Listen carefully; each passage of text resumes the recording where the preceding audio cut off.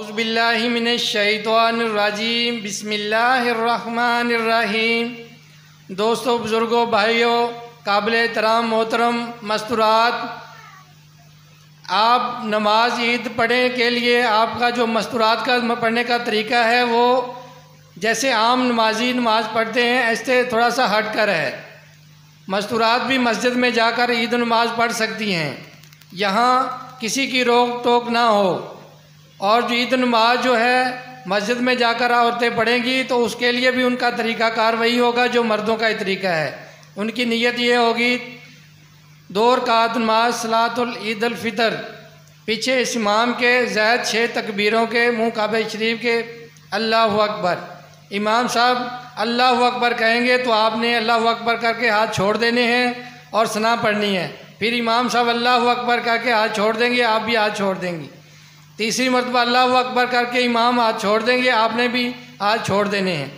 चौथी मरतबा अल्लाहु अकबर करके इमाम साहब हाथ बांधेंगे, आपने भी हाथ बांध लेने हैं। और हाथ बांधने के बाद आपने इमाम साहब जो है ना सूरत फातिहा पढ़ेंगे। सूरत फातिहा के बाद एक सूरत मिलाएंगे। फिर इमाम साहब सूरत मिलाने के बाद रुकू में जाएंगे। रुकू में जाने के बाद वो जो है सजदे में जाएंगे। सजदे के बाद दूसरी रकत के लिए खड़े हो जाएंगे, तो आप लोगों ने भी खड़े हो जाना है। फिर इमाम साहब सूरत फातिहा पढ़ेंगे, उसके बाद एक सूरत मिलाएंगे।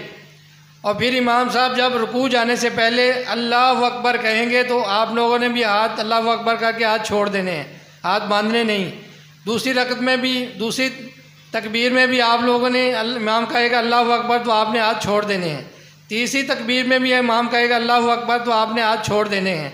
यहाँ 6 तकबीरें जो है ना वो मुकम्मल हो जाएंगी जो ज़ायद हैं। तो फिर चौथी तकबीर में आपने हाथ नहीं बांधने, इमाम कहेगा अल्लाहु अकबर तो आपने रुकू चले जाना है और फिर आपने सजदे में जाना है। फिर अत्तहियात पढ़नी है, तो इमाम साहब सलाम फेरेगा तो ये नमाज मुकम्मल हो जाएगी।